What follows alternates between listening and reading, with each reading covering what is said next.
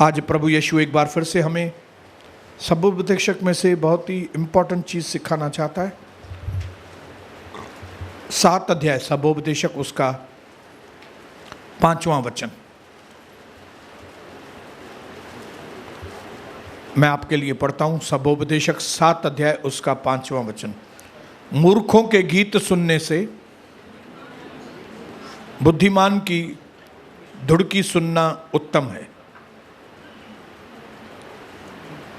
मूर्खों के गीत सुनने से मतलब चमचागिरी से भरे हुए लोगों की बातें सुनने से, जो आपकी बैठ के चमचागिरी करेंगे, आपकी झूठी तारीफ बैठ के करेंगे, उनकी वो झूठी तारीफ सुनने से बुद्धिमान की धुड़की सुनना, बुद्धिमान की धमकी सुनना ज्यादा उत्तम है। हालेलुया। बाइबल के अंदर हमेशा बुद्धिमानी को ऊपरी स्थान दिया गया है और मूर्खता को हमेशा नीचे की जगह दी गई है। और परमेश्वर की हमेशा ये मनसा है कि न सिर्फ हम बुद्धिमान बने, लेकिन हम बुद्धिमानों की संगति करें। हालेलुया। क्योंकि जब हम बुद्धिमानों की संगति करेंगे तो हम और बुद्धिमान होते जाएंगे। और मुझे क्या बनना है?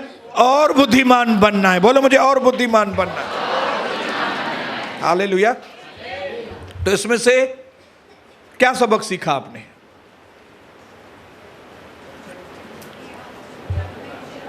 इसमें से आप 2 सबक सीखते हैं। पहले, जो चमचे लोग हैं उनसे दूर रहो, जिनके बारे में आपको मालूम पड़ता है, आपको समझ में आता है कि ये ऐसे ही तारीफ कर रहा है बैठ के,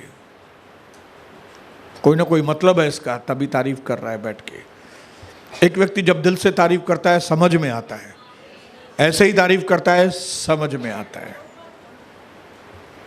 आता है समझ में कि न समझ में हिंदुआ। हालेलुया। जिनको चमचागिरी सुनने की चाह रहती है उनको चमचे ही मिलते हैं और फिर उनका सत्यानाश होता ही है। लेकिन जिनको चमचागिरी चाहिए ही नहीं, जिनको झूठी तारीफ नहीं चाहिए, परमेश्वर उनको ऐसे लोगों से मिलाता है जिनमें से वो सीखते हैं बहुत कुछ। हालेलुया। इसमें से हमको जो दूसरी चीज है उसका ख्याल रखना है, वो है कि जब कभी एक बुद्धिमान व्यक्ति आपको डांटता है तो वो चीज उत्तम है। बोलो, जब कोई समझदार व्यक्ति, जब कोई प्रभु का दास मुझे समझाता है, मुझे सुधार में लेकर आता है, मेरे अंदर करेक्शन करता है, तो ये कोई मामूली बात नहीं है, ये बहुत उत्तम है। यह क्या है? एक अपॉर्चुनिटी है। जब कोई आपको धमकाता है ना किसी बात में, आपकी करेक्शन करे कि आपको ऐसा नहीं करना चाहिए, आपको यह चीज इस तरीके से करनी चाहिए, ये क्या कर रहे हो आप, इस तरह से नहीं करो, तब ये एक मौका है आपको सफलता पाने का। ये परमेश्वर आपको मौका दे रहा है कि आप उसकी धुड़की को सुनो और बदलाव लेकर आओ, ग्रो हो, सफलता पाओ। लेकिन अगर इसी जगह पे आप उसकी धुड़की नहीं सुनते हो, नाराज होते हो, मन में नाराज हो जाते हो, लेकिन जो चमचागिरी करने वाले लोग हैं वो आपकी चमचागिरी करते और आप खुश होते हो, तो आप अपने पैरों के ऊपर आप खुद ही कुल्हाड़ी मारते हो।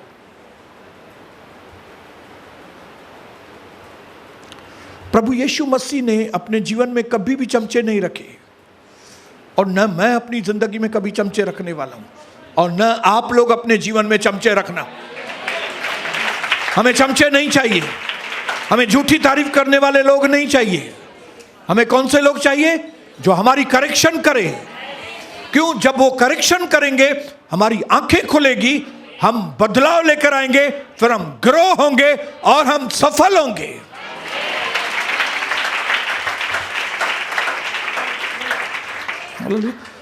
इसके लिए आप बुरा मानना बंद करो।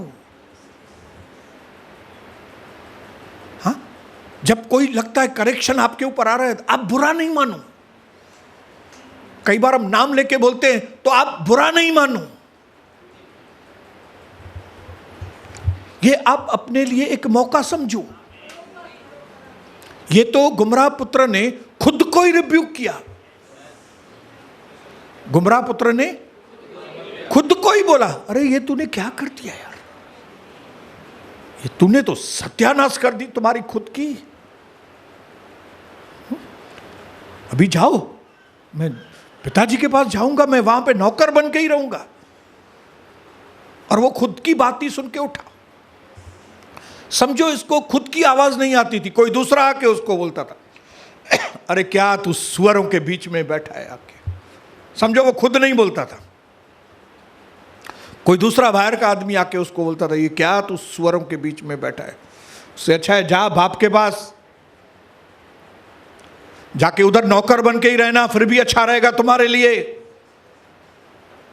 तो आपको क्या लगता है, अगर दूसरे ने बोला होता तो गुमराह पुत्र ने क्या किया होता? मालूम नहीं, मुझे भी नहीं मालूम, मुझे भी नहीं मालूम। लेकिन मैं ये क्यों बोल रहा हूं कि अगर कोई आपकी जिंदगी में आपको आके ऐसा बोल रहा है, तो आप बुरा नहीं मानो उसका। उल्टा ये चीज आपको खुद को बोलनी चाहिए, लेकिन प्रभु, क्योंकि आप खुद को नहीं बोल रहे हो, इसके लिए प्रभु कोई दूसरा भेज रहा है आपको। Hallelujah, hallelujah. जब कभी आप कलीसिया में कोई गलत करते हो, आपको कहीं ना कहीं से कोई ना कोई करेक्शन आती होगी। इधर की नहीं सुनते होंगे ना, बाहर से करेक्शन आती होगी। तब आप अपने मन को कठोर नहीं करो। क्यों? क्योंकि परमेश्वर की मनसा है आप बड़ी। जब कभी प्रभु की दासी आपको रिब्यूक करती है, उससे डरो नहीं, उसको फोन करो, धुड़की आने दो। कभी थोड़ी रफ बात करती है आपको कोई चीज में, आप उसकी सुनो। क्यों? ये आपके भले के लिए है। वो आपको इसके लिए नहीं धमका रही है कि आप उसकी सेवा करो, आके उसके पैर दबाओ। वो आपको इसके लिए नहीं धुड़क रही है कि आपने उसको डिनर नहीं खिलाया है, आपने उसको चप्पल नहीं लेके दिया है, आपने उसको ड्रेस नहीं लेके दी। उसके लिए नहीं आपको धमका रही है। आपको क्यों धमका रही है? क्योंकि आप प्रार्थना में ढीले हो गए हो, आप आराधना करने में ढीले हो, आप एक्शन करने में ढीले हो। जब वो इस बात के लिए आपको धुड़का रही है, मैं धुड़का रहा हूं कोई बात के लिए, बुरा नहीं मानो, लेकिन उसको पॉजिटिवली लो। अगर मैं बोल रहा हूं आप थोड़े मुर्दार हो, थोड़ा अंदर जानदार बनो, तो बुरा मत मानो।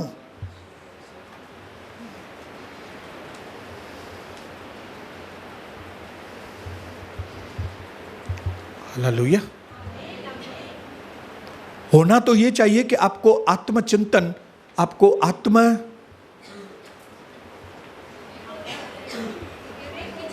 आपके अंदर विवेक की जागृति हो।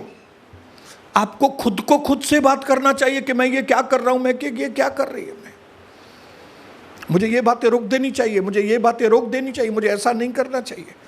होना तो ऐसा चाहिए कि आप खुद ही अपने आप को रोको। लेकिन समझो आप खुद अपने आप को नहीं रोक पाते हो, कोई दूसरा, तो कम से कम उसके आगे सर झुकाओ ना यार। हाँ? माफी मांगो, पश्चाताप करो, ग्रो हो जाओ, चेंजेस लेके आओ, तरक्की करो, नाम कमाओ। हालेलुया। एलिया ने एलीशा को रिब्यूक किया, लेकिन एलीशा उसका बुरा नहीं मान रहा था और उसने उसका पीछा करना छोड़ा नहीं। एलीशा ने, दूसरे नबी भी उसको धमका रहे थे, ये क्या कर रहे हो। लेकिन वो उनके चक्कर में नहीं आया। हालेलुया। मैं आप सबको आज इनकरेज करना चाहूंगा, ये मन दुख करना बंद करो ना। ये मूर्खों का काम है। मन कुछ चयो ना है। आपका हार्ट क्या है, इतना कमजोर है क्या? अन्या कुछ चयो ना है, बेटी ना, फिल्मों में होता था ना, बेटी। भाई आपकी बेटी को ये उधर निकाल दिया ससुराल ने, हाँ बेटी, अन्या बुद्धो न तई हार्ट अटैक अच्छी हो। आपको कैसा होना चाहिए? स्ट्रांग। किस क्षेत्र में स्ट्रांग?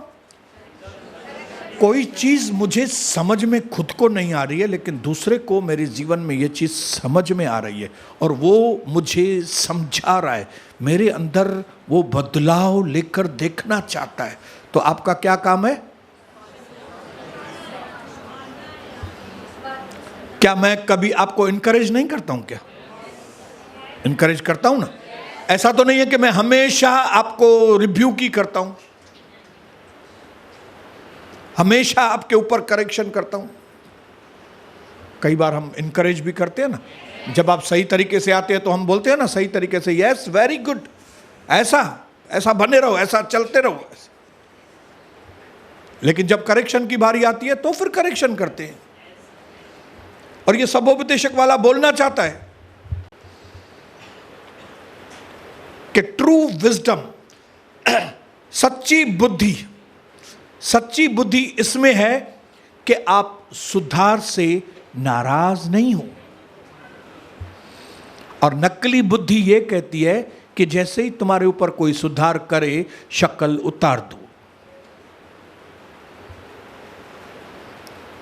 हकीकत यह है, हम सबको प्रभु ने इतना अभिषेक किया है कि हमको अंदर सब मालूम होता है कि हमको क्या करना चाहिए, क्या नहीं करना चाहिए। क्योंकि हमको मालूम है कि अगर हम कविता सिस्टर को फोन करेंगे तो उसका जवाब क्या आएगा, हमको मालूम है। इसके लिए फोन ही नहीं करते उसको। हमको मालूम है वो पहला सवाल पूछेगी, प्रार्थना किया है? और फिर वो पूछेगी प्रार्थना किया है तो कभी झूठ नहीं बोलना पड़े। अगर वो पूछेगी 10 बार किया है, तो अगर मैं बोलेगी 1 बार भी नहीं किया तो और मार पड़ेगी, तो फिर नहीं तो झूठ बोलना पड़ेगा 2 बार 3 बार किया है खाली, जबकि वो 2-3 बार भी नहीं किया है। तो अभी इतने झंझट हो पालो, तो उसकी बजाय उसको फोन ही नहीं करो, इधर फोन करो। मेरे बोलने का मतलब है आपको मालूम है हम कहां गलत हैं, कहां सही है, हमको मालूम है। आप बोलिए मुझे मालूम है, बोलिए, बोलो मुझे मालूम है मुझे कहां पे करेक्शन करना है। आपको मालूम है मुझे कहां पे अपना पोल खोलना है, तभी परमेश्वर की दया मुझ पर आएगी। कई बातें आपने छुपा के रखी हैं जो आपको उल्टी करनी चाहिए यहां पे, लेकिन आप उल्टी नहीं करते। क्योंकि आप उल्टी नहीं करते, इसके लिए आप बीमार हैं। कई बहनें भाई बीमार हैं, क्यों? उल्टी नहीं करते। और डॉक्टर चाहता है आप उल्टी करें, ऐसी दवाई देता है कि आप उल्टी करें। प्रभु ऐसा माहौल लेकर आएगा कि आपको उल्टी करना पड़ेगा कि ब्रदर मैंने ये बात आपसे छुपाई, सिस्टर मैंने ये बात बहुत छुपा के मैंने अपनी हालत खराब कर दी।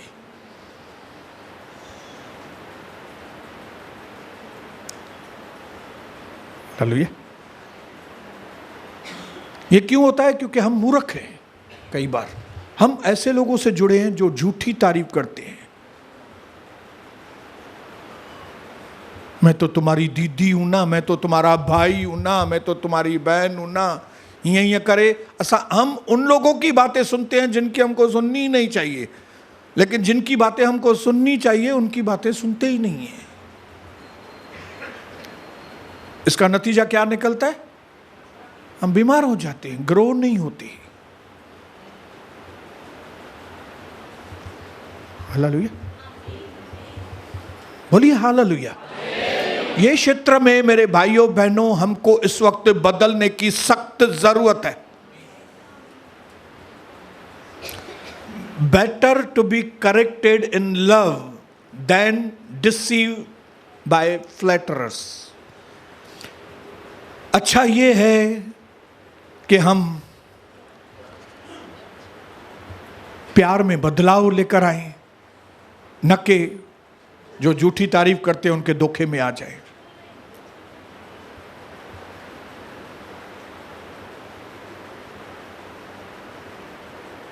आज हमें सख्त बदलने की चीज जरूरत है।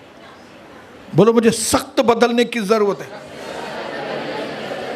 Those who accept wise rebuke avoids many mistake। वो जो बुद्धिमान लोगों का धमकाना,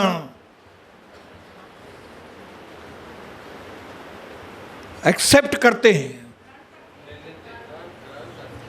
ग्रहण करते हैं धमकाना, वे बहुत सारी तकलीफों में से निकल आते हैं भाई।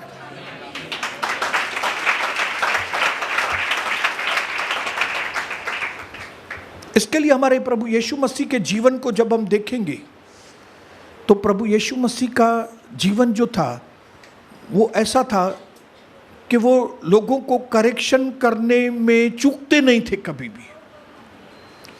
न सिर्फ करेक्शन करने में चूकते नहीं थे, लेकिन जहां पे किसकी प्रशंसा करनी है तो उनको सही प्रशंसा करता था उनकी। उसने सूबेदार की इजरायली लोगों के बीच में, उसने कहा मैं इजराइल लोगों में भी इतना विश्वास नहीं देखा जितना मिस्टर सूबेदार मैंने तुम्हारे अंदर देखा है। लेकिन सब लोगों के बीच में फरीसियों और सदूकों को ओपन करेक्शन करता था, ओपन, खुले तरीके से उनको बोलता था कि तुम चूना लगी हुई। हालेलुया। जब हम प्रभु यीशु मसीह के जीवन को देखेंगे तब हमको समझ में आएगा कि हमारे जिंदगी में प्रभु करेक्शंस करने के लिए आया। बोलो, मेरी जिंदगी में करेक्शंस आती हैं और मेरा काम है। नीति वचन 28-23 कोई पढ़ेगा जोर से। नीति वचन 28 उसका 23। जो किसी मनुष्य को डांटता है वह अंत में चापलूसी करने वाले से अधिक प्यारा हो जाता है। प्यार नहीं, जो किसी मनुष्य को डांटता है वह अंत में चापलूसी करने वाले से अधिक प्यारा हो जाता है। इसका मतलब है उल्लासनगर के पास्टरों की पत्नियों के बीच में आने वाले समय में अगर किसी को लोग प्यार करेंगे तो वो कविता सिस्टर को करेंगे। आज उनको भले अच्छा नहीं लगता है, आज भले वो उनकी बात करने को अंदर दिल में करते होंगे, लेकिन समय अभी है और अभी समय बाकी है, अभी पिक्चर बाकी है। कैसे सीन चेंज हो जाएगा मालूम भी नहीं पड़ेगा। चापलूसी करने वालों की वैल्यू 2 दिन 4 दिन रहती है, 5 दिन रहती है, लेकिन उसके बाद चापलूसी वाला मार खाएगा।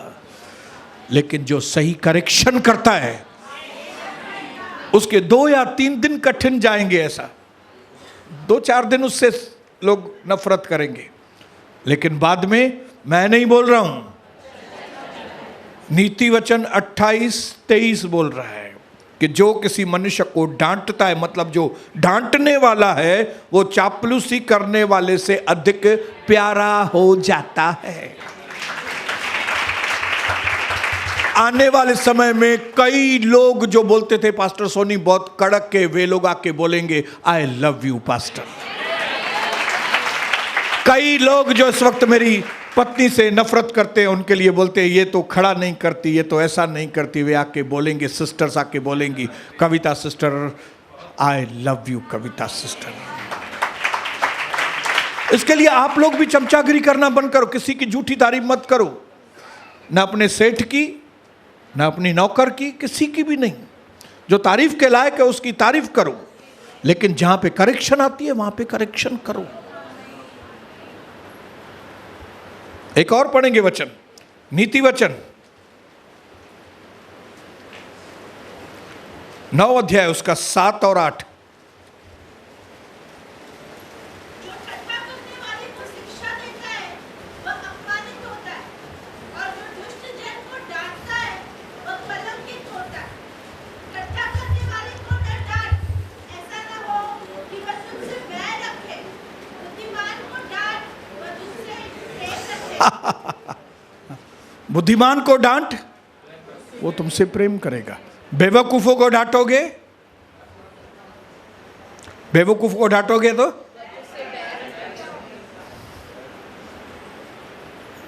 ये मेरी जिंदगी के प्रैक्टिकल अनुभव है भाइयों बहनों, ये प्रैक्टिकल अनुभव है।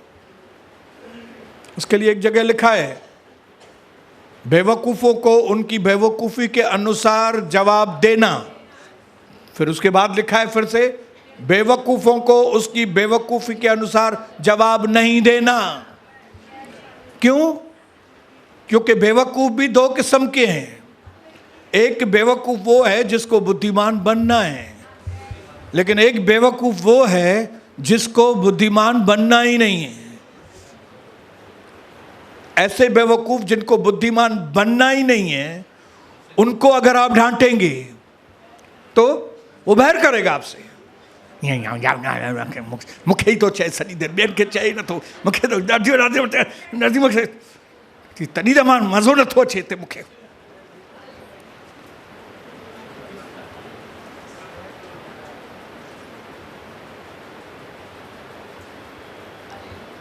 तो बेवकूफों को उनकी बेवकूफी के अनुसार उत्तर देना, फिर बेवकूफों को उसकी बेवकूफी के अनुसार उत्तर नहीं देना। कई बार उत्तर देना ताकि वे अपनी बेवकूफी को बुद्धिमानी नहीं समझे, वो अपनी नजर में बुद्धिमान नहीं ठहरे। उनको मालूम होना चाहिए कि तुम बुद्धिमान हो, नहीं हो, तुम मूर्ख हो, तुमको बदलना है, हम सबको बदलना है। जो मूर्ख है उसको बुद्धिमान बनना है, जो बुद्धिमान है उनको और बुद्धिमान बनना है।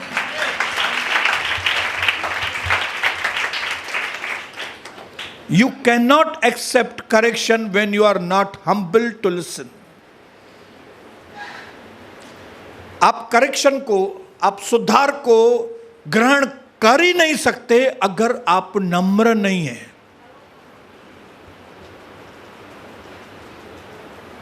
आपको और मुझे नम्र होकर करेक्शन को रिसीव कर, ग्रहण करना है, ताकि हम ग्रो हो, तरक्की करें, उन्नति करें, सफल।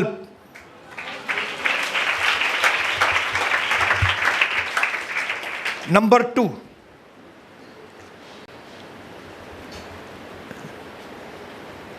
इसी सबोपदेशक में 7वें अध्याय में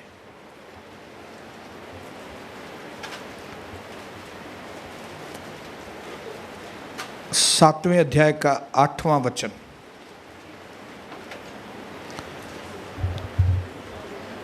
पढ़ूं? तैयार है सबको? सब तैयार है? हाँ विनोद बदर बुधा। किसी काम के आरंभ से उसका अंत उत्तम है, और धीरजवंत पुरुष अहंकारी से उत्तम है। छात भाई लिखेला, किसी काम के आरंभ से उसका अंत उत्तम है, और धीरजवंत पुरुष घमंडी से उत्तम है। क्या सबक इसमें से सीखेंगे? कि किसी भी काम की शुरुआत इंपॉर्टेंट है, ठीक है, लेकिन उससे ज़्यादा इंपॉर्टेंट उसका दी एंड कैसा होता है, उसका समापन कैसे होता है, ये ज़्यादा इंपॉर्टेंट है। आपने जो भी अच्छे काम किए, शुरुआत की है, मेरी ये प्रार्थना है कि आप उनको कंप्लीट भी करें। आपने प्रभु का दर्शन कलीसिया ज्वाइन की, यहाँ पे शिक्षाएं सुनी, बहुत एक्साइटेड हुए, बहुत अच्छी शुरुआत की, लेकिन मेरी यह प्रार्थना है अंत तक, क्योंकि प्रभु भी जो है वो कहता है जो अंत तक धीरज रखेगा। ये जाके घर में मत्ती 24 में जाके घर में पढ़ना। जो अंत तक धीरज रखेगा, जो अंत तक विश्वास में बना रहेगा। आप पहले विश्वास में आए, बहुत ये काम किया, वचन की बारिश की, ये किया, वो किया, बहुत अच्छा किया, लेकिन बाद में आप ठंडे हो गए। ठंडे पढ़ के एंड खराब कर दिया आपने। अंत खराब कर दिया आपने। कई लोगों ने अपना अंत खराब कर दिया।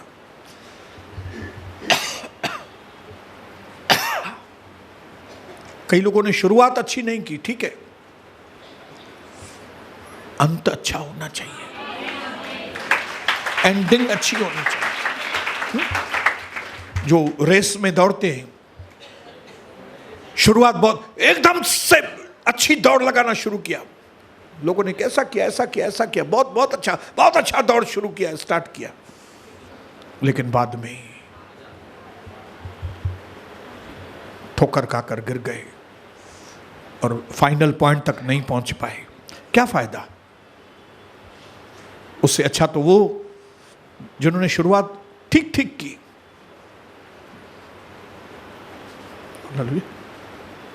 लेकिन बाद में एंड।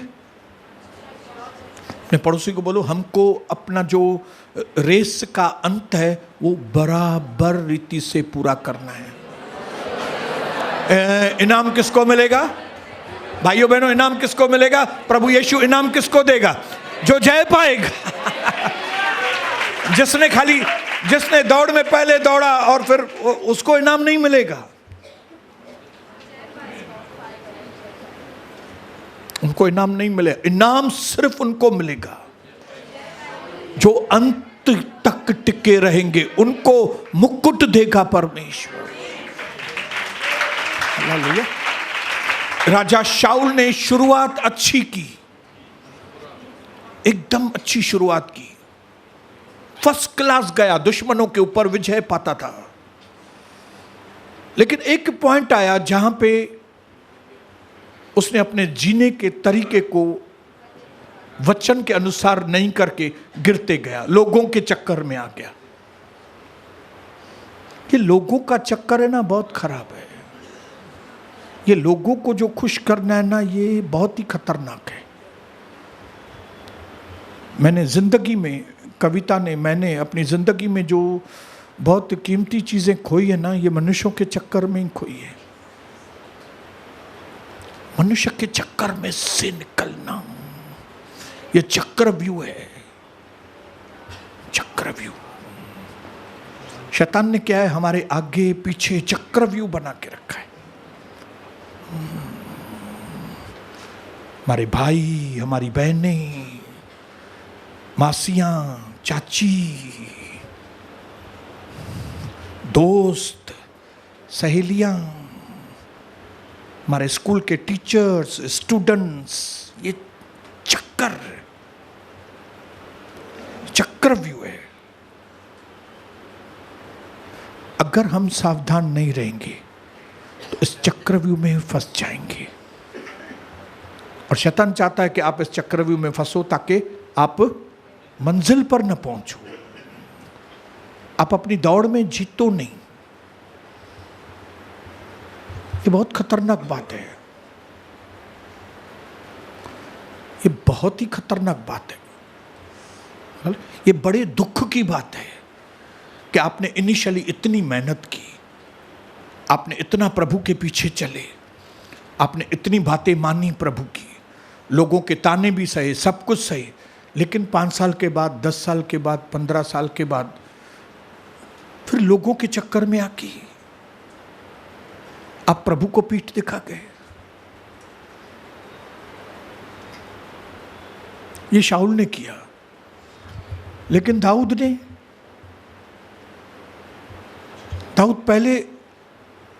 पहले के दौर में बहुत तकलीफें देखी, शुरुआत अच्छी नहीं थी,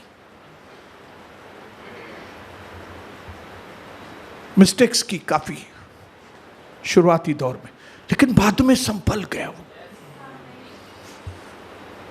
आप भजन संहिता पढ़ेंगे तो उसने जो पश्चाताप किए अपनी जिंदगी में, वो आप इमेजिन भी नहीं कर सकते कैसा पश्चाताप किया उसने अपने जिंदगी के एक एक पाप को परमेश्वर के आगे जाहिर किया।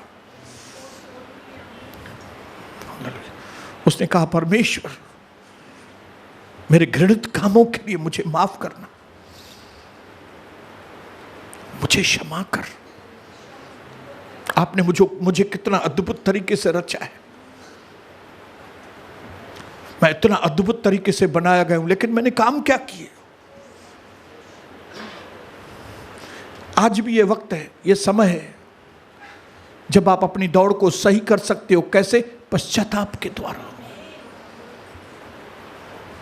हालेलुया। बाइबल के अंदर बैड एग्जाम्पल भी है, सही एग्जाम्पल भी है। इवन कलीसिया में, कलीसिया के बाहर सही एग्जाम्पल भी है, बैड एग्जाम्पल भी है। आप कई बैड एग्जाम्पल बाहर देख सकते हो, वो तो खुले तरीके से बैड एग्जाम्पल है। कलीसिया में शायद आपको कुछ बैड एग्जाम्पल दिखाई नहीं देते होंगे, जो इस वक्त होंगे गलत एग्जाम्पल, मतलब उनका जीवन गलत होगा लेकिन शायद आपको दिखाई नहीं देता होगा कलीसिया में। लेकिन जो निकल गए हैं आप उनको तो देख सकते हो, उनके कितने गलत फैसलों ने, और ये गलत फैसले ऐसे ही नहीं आते हैं, किसी के चक्कर में आते हैं। कोई चक्कर होता है। हर पत्नी को समझना चाहिए कि मेरा पति जरूर कोई चक्कर में फंसा है। ये पहले एक्सेप्ट नहीं करते अंदर। एक हमारा लीडर एक आराधना स्तुति की दूसरी उसके चक्कर में आ गया, तो जब हमने उसकी पत्नी को कहा कि भाई आपका पति जो है ना ये ठीक नहीं है, ये यहाँ की आराधना करने वाली एक बहन के साथ उसका गलत अफेयर, वो उल्टा हमारे ऊपर ही गुस्सा कर रही थी। लेकिन आज वो आदमी उस दूसरी औरत के साथ शादी करके बैठा है और अपनी पत्नी को छोड़ दिया है उसने। अभी वो बोलती है कि पास्टर ने जो बोला था सही बोला था, सब सही बोला था। अभी का अब काय होते जब चिड़िया चुग गई के, तब तो बोलती थी नहीं नहीं मेरा पति ऐसा नहीं, मेरा पति ऐसा हो सकता है क्या। एक आदमी या एक विश्वासी दुनिया में कोई भी है, अगर वो केयरफुल नहीं है तो वो दुनिया का कोई भी पाप कर सकता है, कोई भी पाप। अगर दाऊद जैसा व्यक्ति न सिर्फ बत्शेबा के साथ गलत काम कर सकता है लेकिन उसके पति का मर्डर भी कर सकता है, तो आज के विश्वासी क्या करेंगे? इसके लिए भी केयरफुल। इसके लिए आप देखो, मैं हमेशा अपनी पत्नी के साथ घूमता हूं। आप बोलेंगे डरते हो क्या? बिल्कुल बिल्कुल, मुझे प्रभु का भय है। मेरी निर्भरता परमेश्वर के ऊपर है। मैं अगर अकेला घूमूंगा दाऊद की तरह, ये बेटियां अगर आप अकेली घूमेंगी बैठ के, और आपको मालूम है कोई देख नहीं रहा है, मम्मी भी नहीं देख रही है, पापा भी नहीं देख रहा है, किसके साथ भी हाथ मिलाएंगी, किसके साथ भी ऐसे फंस जाएंगी आपको मालूम भी नहीं पड़ेगा।